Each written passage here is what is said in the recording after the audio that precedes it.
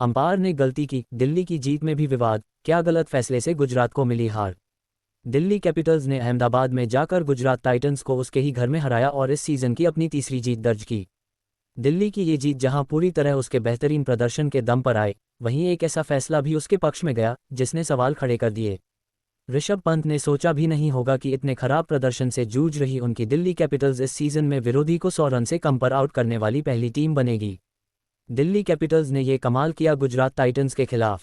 अहमदाबाद में बुधवार 17 अप्रैल की शाम खेले गए मुकाबले में दिल्ली ने अपनी दमदार गेंदबाजी और चुस्त फील्डिंग की मदद से गुजरात को सिर्फ 89 रनों पर निपटा दिया और फिर आसानी से ये मैच जीत लिया। दिल्ली का ये प्रदर्शन शानदार तो था, लेकिन इसमें एक फैसले ने विवाद भी खड़ा कर दिया। 9वें ओवर का मामला। दिल्ली की ओर से पारी का 9वां ओवर डालने आए part time spinner Tristan Stubbs. उनकी तीसरी गेंद पर ऋषभ पंत ने तेजी से अभिनव मनोहर को स्टंप आउट कर दिया। सिर्फ 47 रन पर गुजरात के 5 विकेट गिर गए थे और टीम मुसीबत में थी।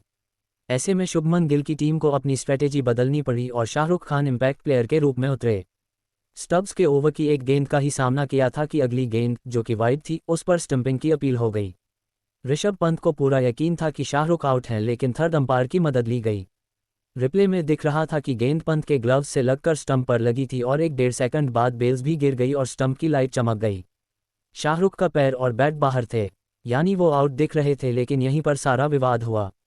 असल में रिप्ले में ये भी दिखा कि गेंद के स्टंप्स पर लगने के बाद पंत का ग्लव्स भी स्टंप के करीब था। इससे ऐसा नजर आ रहा था कि ग्लव्स के स्टंप्स में लगने के बाद बेल्स गिरी। अंपायर ने दिया गलत फैसला। थर्ड अंपायर ने काफ़ी देर चेक किया और फिर फैसला दिल्ली के पक्ष में दिया।